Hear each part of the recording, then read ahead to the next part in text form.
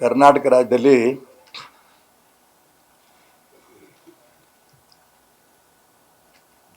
ಸರ್ಕಾರವೇ ಇಲ್ಲ.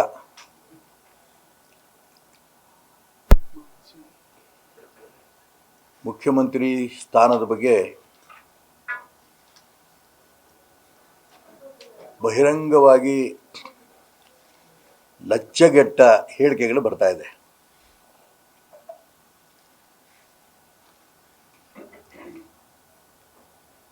ಮುಖ್ಯಮಂತ್ರಿಗಳು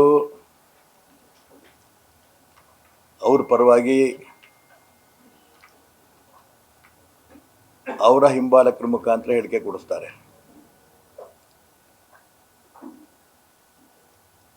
ಮುಖ್ಯಮಂತ್ರಿಗಳೇ ಸಿದ್ದರಾಮಯ್ಯನವರೇ 5 ವರ್ಷ ಪೂರೈಸ್ತಾರೆ ಅಂತ. ಡಿ ಕೆ ಶಿವಕುಮಾರ್ ಅವರು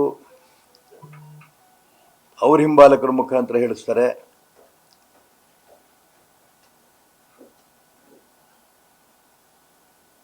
ಆದಷ್ಟು ಬೇಗ ಡಿ ಕೆ ಶಿವಕುಮಾರ್ ಅವರು ಮುಖ್ಯಮಂತ್ರಿ ಆಗ್ತಾರೆ ಅಂತ.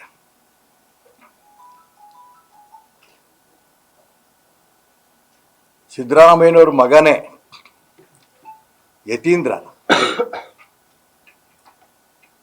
ನಮ್ಮಪ್ಪ ಪೂರ 5 ವರ್ಷನೇ ಇರ್ತಾರೆ,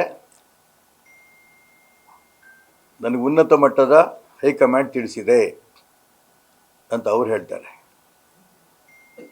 ಅದಕ್ಕೆ ಡಿ ಕೆ ಶಿವಕುಮಾರ್ ಉತ್ತರ ಕೊಡ್ತಾರೆ, ಯತೀಂದ್ರನೇ ನಮ್ಮ ಹೈಕಮಾಂಡು, ಅವ್ರು ಹೇಳಿದ್ದು ಸರಿ ಇರ್ಬೋದು.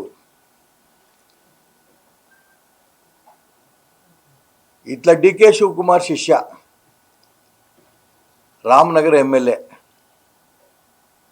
ಇಕ್ಬಾಲ್ ಅವರು ಹೇಳ್ತಾರೆ ಡಿ ಕೆ ಶಿವಕುಮಾರ್ ಅವರು ಮುಖ್ಯಮಂತ್ರಿ ಆಗ್ತಾರೆ.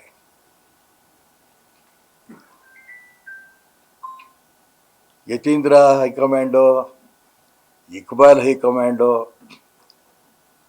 ಕಾಂಗ್ರೆಸ್ನ ರಾಷ್ಟ್ರೀಯ ಪಕ್ಷ ಬದುಕಿದ್ರೆ, ಯಾಕೆಂದರೆ ಮಲ್ಲಿಕಾರ್ಜುನ್ ಖರ್ಗೆ ಅವರೇ AICC ಅಧ್ಯಕ್ಷರೇ ಒಂದ್ಸರಿ ಕೈ ಎತ್ತಿಬಿಟ್ರು. ಈ ಬಡದಾಟದಲ್ಲಿ ನಾನಂತೂ ಇಲ್ಲಪ್ಪ, ಹೈಕಮಾಂಡ್ ನೋಡ್ಕೊಳತ್ತೆ ಅಂತ. ಹಂಗಾರೆ ಹೈಕಮಾಂಡ್ ಯಾವುದು? ಕಾಂಗ್ರೆಸ್ ಪಕ್ಷ ಬದುಕಿದೆಯಾ ರಾಷ್ಟ್ರ ಮಟ್ಟದಲ್ಲಿ? ನೀವು ಯಾರ ಹೈಕಮಾಂಡ್ ಅಂತ ಮಾಡ್ಕೊಳ್ಳಿ, ಈ ಮುಖ್ಯಮಂತ್ರಿ ಸ್ಥಾನದ ಬಗ್ಗೆ ಚರ್ಚೆ ನಿಲ್ಲಿಸಿ.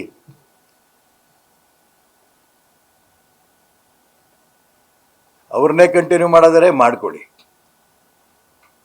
ಇನ್ನೊಬ್ಬ ಡಿ ಕೆ ಶಿವಕುಮಾರ್ ಮಾಡ್ತಾರೆ ಮಾಡಿಕೊಡಿ, ಯಾವ ದಾಸನ್ನಾರು ಮಾಡಿಕೊಡಿ.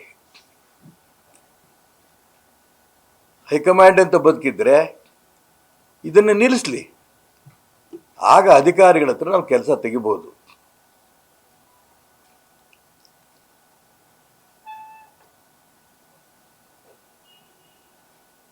ಒಂದು ಉದಾಹರಣೆ ಕೊಡ್ತೀನಿ ನಾನು.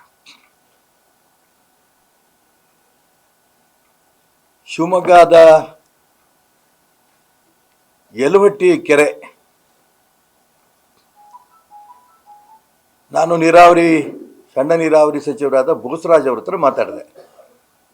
ನಮ್ಮ ಪೂಜ್ಯ ಆನಂದಪುರಂ ಬೆಕ್ಕಿನ ಕಲ್ಮಠ ಸ್ವಾಮಿಗಳು ಇದೊಂದಿಷ್ಟು ಈ ಕೆರೆಯೊಂದು ಅಭಿವೃದ್ಧಿ ಮಾಡಿಸ್ಕೊಟ್ರಪ್ಪ, ಇದೆಲ್ಲ ಒಂದು ಯಾರೋ ಒತ್ತುವರಿ ಮಾಡಿಬಿಡ್ತಾರೆ ಅಂತ.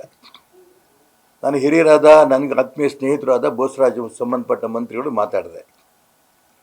ನಾನು ಮಾಡಿಸ್ಕೊಡ್ತೀನಿ ಅಣ್ಣ, ಅದ್ರ ಕಳಿಸಿ ಅಂತ ಎಸ್ಟಿಮೇಟು ಅದೆಲ್ಲ ಕಳಿಸೋದು ಸಂಬಂಧಪಟ್ಟ ಅಧಿಕಾರಿಗಳಿದ್ದಾವೆ ಅಂತ ಹೇಳಿ ತರಿಸ್ಕೊಂಡು ಸ್ಯಾಂಕ್ಷನ್ನು ಮಾಡಿಕೊಟ್ರು. 1.5 ಕೋಟಿ ರೂಪಾಯಿ ಟೆಂಡರು ಕರೀರು, ಒಬ್ಬರು ಬರಲಿಲ್ಲ ಟೆಂಡರ್ ಹಾಕೋದಿಕ್ಕೆ. 1-2-3 ಜನ ಕಾಂಟ್ರಾಕ್ಟರ್ಗಳ ಹತ್ರ ನಾನೇ ಮಾತಾಡಿದೆ, ಯಾಕಪ್ಪ ನೀವು ನಮ್ಮ ಸರ್ಕಾರ ಇದ್ದಂಥ ಸಂದರ್ಭದಲ್ಲಿ ನನಗೆ ಬೇಕು ಅಂತ ನೀವು ಟೆಂಡರ್ಗೆ ಹಾಕ್ತಾಯಿದ್ರಿ, ಕೆಲವರು ಬಿಲೋ ಹಾಕ್ತಿದ್ರಿ, ಏನು ಕತೆ ಇದು ಅಂತ. ಸರ್, ಟೆಂಡರ್ ಹಾಕಿ ಕೆಲಸ ಮಾಡಿಬಿಟ್ರೆ ಪೇಮೆಂಟ್ ಬರಲ್ಲ ಸರ್. ಸರ್ಕಾರದಿಂದ ಪರಿಸ್ಥಿತಿನಲ್ಲಿ ಹೆಂಗೆ ನಾವು ಇದು ಟೆಂಡರ್ ಹಾಕೋಣ ಸರ್? ಇಷ್ಟು ನೇರವಾಗಿ ಕಾಂಟ್ರಾಕ್ಟರ್ಗಳು ನನಗೇ ಉತ್ತರ ಕೊಟ್ಟಿದ್ದಾರೆ. ಹೆಂಗೆ ಅಭಿವೃದ್ಧಿ ಕೆಲಸ ಆಗುತ್ತೆ?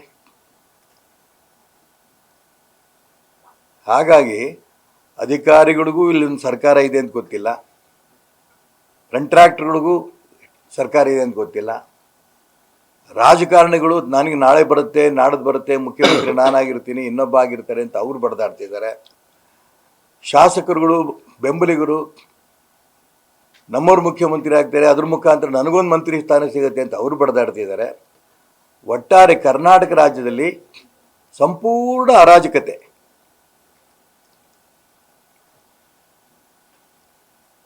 ನಿರ್ಭೀತ, ನಿಷ್ಪಕ್ಷಪಾತ, ವಿಶ್ವಾಸಾರ್ಹ ಸುದ್ದಿಗಳಿಗೆ ಮತ್ತೊಂದು ಹೆಸರಾಗಿರುವ ನ್ಯೂಸ್18 ಕನ್ನಡ ಈಗ ಆಪ್ನಲ್ಲೂ ಲಭ್ಯವಿದೆ. ದಯವಿಟ್ಟು ಇಲ್ಲಿರುವ QR ಕೋಡ್ ಅನ್ನು ಸ್ಕ್ಯಾನ್ ಮಾಡಿಕೊಂಡು ಆಪ್ ಡೌನ್ಲೋಡ್ ಮಾಡೋದಕ್ಕೆ ಮರಿಬೇಡಿ. ನಿಮ್ಮ ಬೆಂಬಲ ಹೀಗೆ ಸದಾ ನಮ್ಮೊಂದಿಗಿರಲಿ. ಧನ್ಯವಾದ.